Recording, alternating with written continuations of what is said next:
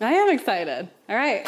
Hey, I'm Isabel. I'm from Houston, the melting pot of Texas, and I'm here to help you cheat your way through your favorite Asian recipes.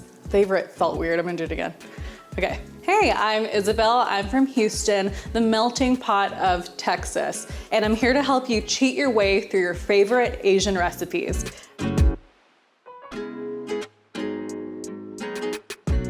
Today we are making a Filipino classic. I grew up eating this. Every Filipino has grown up eating this. It is chicken adobo.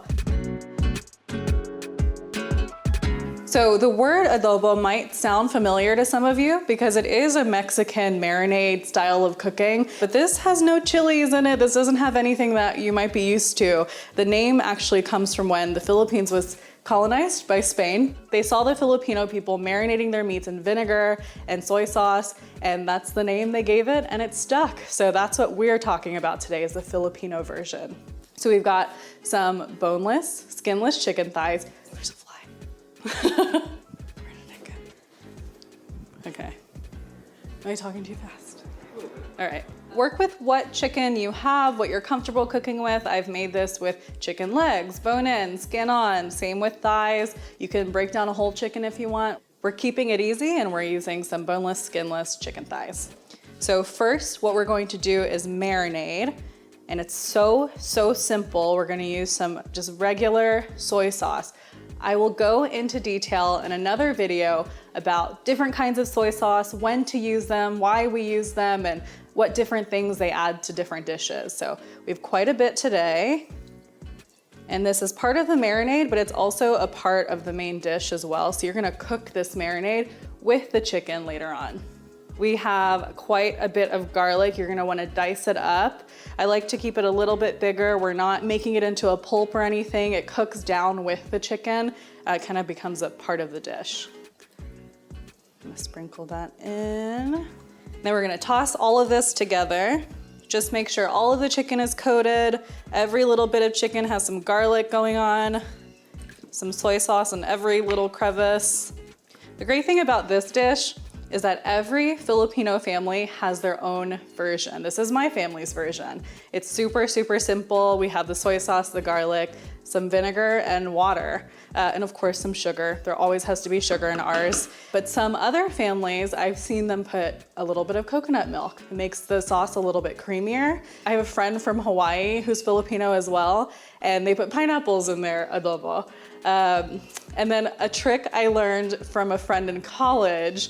This, I think, is only her mom's trick, but I tried it and it's great. They put a crushed sleeve of Ritz crackers in their adobo, which sounds crazy, but you don't taste it. It just thickens the base a little bit, and it's really great when you pour it over some rice. So my family likes to have a lot of that soup that comes with it, so we're gonna add some water later because we like to ladle that over our rice, and that soupy part is called sabaw. So we add quite a bit of water to ours, but I've also seen some people keep theirs kind of dry too. I know there's some weird variations of this, but everyone I've tried, no matter how different they are, it's always really good. We're gonna cover this up and put it in the fridge for about 15 minutes. So chicken adobo was actually one of the first Filipino dishes I kind of learned and watched my mom make and learned how to make myself. And I feel like it's my responsibility to pass that on to my nieces. So we do a lot of cooking on my Instagram and stuff, and this is one that I taught my oldest niece, and she's very good at it now. So follow along at Isabelissima with an extra A on Instagram, and you'll get to catch some of that behind the scenes family cooking action. So I added some oil to this pan right here. You want kind of a higher pot because we're gonna add some water later on, and you want it to be able to contain all of that soupy goodness. So we've got our marinated chicken here. So first, I'm just going to add the chicken. And I like it to brown just a little bit, a big sis tip. Brown your meats because it just adds some flavor. It's not just color that it's adding. You're getting more of that flavor development when you let it do its thing first. If you're cooking with skin-on chicken, you would be putting this in the pan skin side down. And it's okay if some of that garlic gets in there. It's gonna go in there anyway in just a little bit. Okay, so I'm gonna let that hang out. brown just a bit, and then we'll start adding everything else. It's crazy how good just those 2 ingredients can smell. Once you start seeing some color develop, you're not wanting to cook it all the way through. It's gonna cook pretty slow and take on all those flavors of the ingredients we're gonna add, but I just want a little color. Give it a second, okay? I promise this step is gonna add a lot to the dish. And if you're like me and you're super restless, this would be the time to put on a pot of rice. If you need to move your hands around, make some rice, because that's what we traditionally eat this with. So take your leftover marinade. We're just gonna pour that in with the chicken. That garlic, everything is going in. All the garlic, nothing's going to waste. Here you go. And at this time, you're gonna add the rest of your ingredients too. So we have a bit of white vinegar here. This particularly is a special vinegar to me. I've talked about it before in some of our other videos. It's coconut vinegar. It's just something my mom always said to have on hand, and it goes into a lot of my favorite recipes. Check them out down below.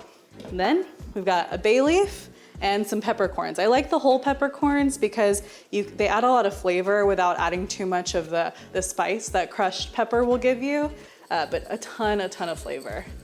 So sprinkle those in. Then I'm gonna add some water. So to start, I like to add just enough water to cover the chicken. This is a must when I'm cooking this for my nieces because I feel like they almost like the broth more than the chicken. So if there's not enough broth for the whole family, I'm in trouble.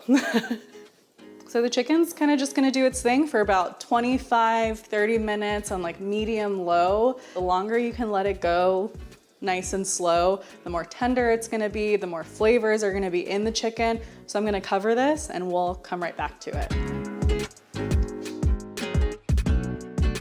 It's been about 25, 30 minutes and the chicken is looking so good. It's been torture smelling this cook and I'm excited to taste it. But before we taste it, the finishing touch is sugar. So it kind of rounds out all of those savory ingredients that you have in there.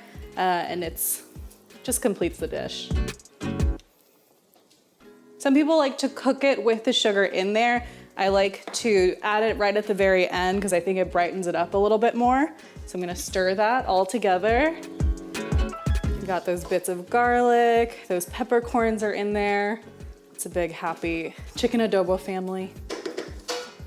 See if it needs anything else.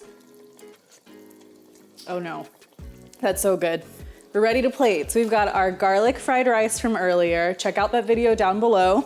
And the reason I switched to a ladle is because this soup is the most important part. Personally, it's my favorite part. I'm gonna start by ladling it over the rice.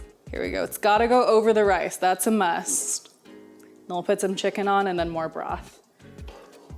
Got the chicken right here. Pick your favorite piece. I'll put a couple in there. I am hungry. Here we go. Chicken adobo, just like my mom used to make. So excited to dig in. So make sure you like, subscribe, check out my other Asian hacks, cheats, all your favorite Asian recipes, all in one place. Oh, let's try this soup one more time. So good.